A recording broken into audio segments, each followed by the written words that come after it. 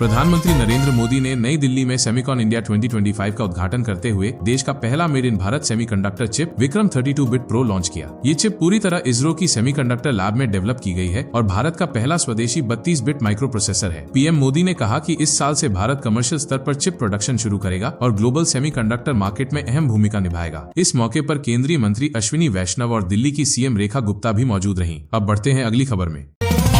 PM Modi ने बिहार चुनावी rally में कांग्रेस आरजेडी पर हमला बोला। उन्होंने कहा कि ये गालियां सिर्फ मेरी मां का नहीं, हर मां का अपमान है। मोदी ने कांग्रेस और आरजेडी से छठी मैया से माफी मांगने की अपील की। अब देखते हैं अगला अपडेट। बीजेपी नेता अमित मालवीय ने कांग्रेस प्रवक्ता पवन खेड़ा पर 2 वोटर आईडी रखने का आरोप लगाया। जवाब में खेड़ा ने कहा, अगर मेरे नाम पर वोट पड़ रहा है तो कौन डाल रहा है। इस मुद्दे पर दोनों पार्टियों के बीच तीखी बयानबाजी शुरू हो गई है। अब अगली बड़ी खबर देखते हैं। जर्मनी के विदेश मंत्री योहान वाडेफुल भारत दौरे पर पहुंचे और कहा कि भारत इंडो पैसिफिक का अहम साझेदार है। उन्होंने बताया कि भारत जर्मनी रिश्ते, राजनीति, अर्थव्यवस्था और संस्कृति में बेहद करीबी है। इसरो का दौरा करने के बाद वे दिल्ली में पीयूष गोयल और एस जयशंकर से मुलाकात करेंगे। वाडेफुल ने कहा कि सुरक्षा सहयोग से लेकर तकनीकी और कुशल श्रमिकों की भर्ती तक साझेदारी के बड़े मौके हैं। ये दौरा ऐसे समय हो रहा है जब अमेरिका भारत पर दबाव बना रहा है, जबकि जर्मनी ने दुनिया को दिखाया कि भारत की ताकत अनदेखी नहीं की जा सकती। चलिए अब अगला अपडेट देखते हैं।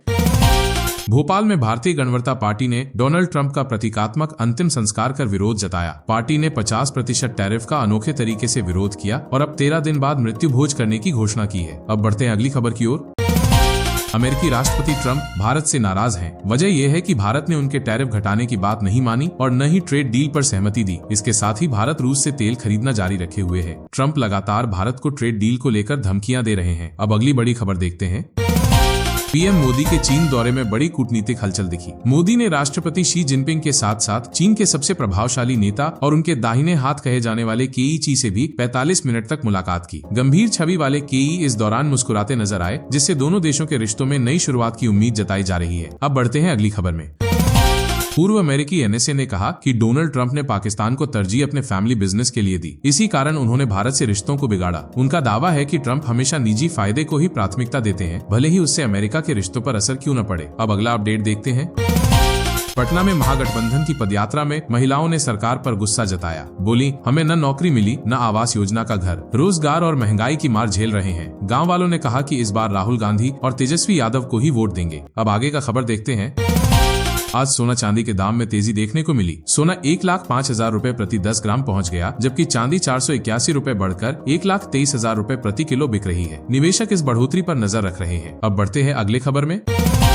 दिल्ली एनसीआर समेत कई राज्यों में भारी बारिश का कहर जारी है। मौसम विभाग ने 3 सितंबर के लिए भी रेड अलर्ट जारी किया है और नोएडा, गाजियाबाद, चंडीगढ़ समेत कई शहरों में स्कूल बंद करने का आदेश दिया गया है। लगातार बारिश से नदियां उफान पर हैं। जम्मू के सुंदरबनी में जमीन धंसने से गांव खाली कराए गए। पंजाब में बाढ़ से अब तक 30 लोगों की मौत हो चुकी है और लाखों लोग प्रभावित हैं। दिल्ली में यमुना का जलस्तर 206 मीटर से ऊपर पहुँच गया है। प्रशासन ने लोगों से सतर्क रहने और घर से अनावश्यक बाहर न निकलने की अपील की है। अब बढ़ते हैं अगले खबर में। अफगानिस्तान में आए भूकंप ने भारी तबाही मचाई है। अब तक 1411 लोगों की मौत हो चुकी है और 3250 से ज्यादा लोग घायल हैं। तालिबान ने ये आंकड़ा जारी किया है। राहत और बचाव टीमें मलबे में फंसे लोगों को निकालने में जुटी हैं। हालात बेहद गंभीर बताए जा रहे हैं। अब बढ़ते हैं अगले अपडेट में। अब पासपोर्ट बनवाने के लिए दफ्तर के चक्कर नहीं काटने होंगे। सरकार आपके इलाके तक वैन भेजेगी, जहां पासपोर्ट की प्रक्रिया पूरी होगी। अधिकारियों ने बताया कि दलाल और फर्जीवाड़े की शिकायतें रोकने के लिए ये नई सुविधा शुरू की जा रही है। अब बढ़ते हैं अगले अपडेट में। दिल्ली दंगा केस में बड़ा फैसला आया है। शर्जील इमाम, उमर खालिद समेत सभी 9 आरोपियों की जमानत याचिका कोर्ट ने खारिज कर दी। अदालत ने कहा कि आरोप गंभीर है और जांच पूरी होने तक जमानत नहीं दी जा सकती। इससे मामले में आरोपियों की मुश्किलें और बढ़ गई हैं। अब बढ़ते हैं अगली खबर की ओर। पटना मेट्रो का इंतजार खत्म होने जा रहा है। कल इसका पहला ट्रायल रन होगा। फिलहाल ट्रेन डिपो के अंदर बने 800 मीटर लंबे ट्रैक पर दौड़ेगी। खास बात यह है कि मेट्रो की बोगियों को मधुबनी पेंटिंग से सजाया गया है, जिससे बिहार की संस्कृति झलकेगी। अधिकारियों के मुताबिक ट्रायल रन पूरी तरह सफल रहा तो जल्द ही शहरवासी मेट्रो की सवारी कर पाएंगे। ये पटना के लिए बड़ी सौगात मानी जा रही है। अब नजर डालते हैं अगली खबर में।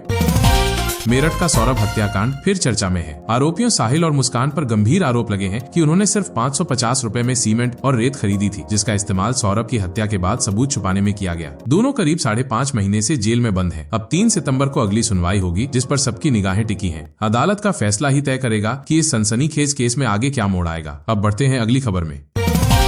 सुहाना खान मुश्किल में फंसी। महाराष्ट्र की अलीबाग थल गांव की कृषि भूमि खरीदी पर कानूनी जांच शुरू। आरोप है कि शाहरुख खान की बेटी ने 12.91 करोड़ रुपए की जमीन बिना जिला कलेक्टर की मंजूरी और जरूरी कागजात के खरीदी। स्टाम्प ड्यूटी 77.46 लाख रुपए चुकाई गई। भूमि खेती हेतु आरक्षित थी, लेकिन सुहाना को किसान बताकर रजिस्ट्रेशन किया गया। प्रशासन ने तहसीलदार से रिपोर्ट मांगी है, तब जाँच जारी है। अब बढ़ते हैं अगले अपडेट में। गुरुग्राम में एक बड़ा मामला सामने आया है। जापानी टूरिस्ट से 1000 रुपए रिश्वत लेने के आरोप में DCP traffic doctor Rajesh Mohan ने एक जोन ऑफिसर, एक पुलिसकर्मी और एक होमगार्ड को सस्पेंड कर दिया। टूरिस्ट ने सोशल मीडिया पर वीडियो डालकर शिकायत की थी। अब बढ़ते हैं अगली खबर की ओर। सुप्रीम कोर्ट ने अखिल भारतीय बार परीक्षा AIBE की परीक्षा फीस घटाने की मांग वाली याचिका खारिज कर दी है। अब छात्रों को पूरी फीस भरनी होगी। कोर्ट ने कहा कि फीस का निर्धारण बार काउंसिल का अधिकार है, इसमें दखल नहीं दिया जा सकता। अब आगे की खबरों में बढ़ते हैं। योगी सरकार ने गन्ना किसानों के लिए बड़ा फैसला लिया है। अब गन्ना आपूर्ति नीति में बदलाव किए गए हैं। नए नियमों से किसानों को ज्यादा सुविधा और लाभ मिलेगा। सरकार का कहना है कि इससे गन्ना आपूर्ति की प्रक्रिया आसान होगी और समय पर भुगतान सुनिश्चित किया जाएगा। अब बढ़ते हैं अगली खबर की ओर। बिहार के दरभंगा में प्रधानमंत्री नरेंद्र मोदी ने जनता को संबोधित किया। उन्होंने कहा कि कुछ दिन पहले बिहार में जो घटना हुई उसकी उन्होंने कभी कल्पना भी नहीं की थी। पीएम ने कहा कि इस हादसे का दर्द उनके दिल में उतना ही गहरा है जितना बिहार के लोगों के दिल में। मोदी ने भरोसा दिलाया कि सरकार हर पीड़ित परिवार के साथ खड़ी है और उन्हें न्याय दिलाने के लिए हर जरूरी कदम उठाएगी। अब बढ़ते हैं अगले अपडेट में। मुंबई के आजाद मैदान में मराठा आरक्षण आंदोलन जारी है। पुलिस मैदान खाली करा रही है। आंदोलनकारी नेता जरांगे पाटिल ने कहा कि गाड़ियां मुंबई से बाहर जाएंगी और मैदान में सिर्फ 5000 लोग ही रहेंगे। पुलिस ने नोटिस जारी कर शांति बनाए रखने की अपील की है। अब बढ़ते हैं आगे की खबरों में। फ्लाईओवर पेट्रोल पंप विवाद गरमाया। भाजपा सांसद संजय जायसवाल ने नोटिस भेजकर सार्वजनिक माफी की मांग की, वरना कानूनी कार्रवाई की चेतावनी दी। पीके ने जवाब दिया, उन्हें अंदाजा ही नहीं है कि वे किससे टकरा रहे हैं। मामला अब और तूल पकड़ता दिख रहा है। अब बढ़ते हैं अगली खबर में। बिहार में चुनाव से पहले बड़ी घोषणा हुई है। सरकार ने अलग अलग विभागों में 3200 नए पदों को मंजूरी दी है। वहीं राज्य के 30,000 होमगार्ड जवानों का डेली भत्ता बढ़ाकर 1121 रुपए कर दिया गया है। कैबिनेट की बैठक में कुल 49 एजेंडों पर मुहर लगी, जिससे कई अहम फैसले लिए गए। यह कदम चुनाव से पहले युवाओं और सुरक्षा कर्मियों को राहत देने वाला माना जा रहा है। अब बढ़ते हैं अगली खबर में।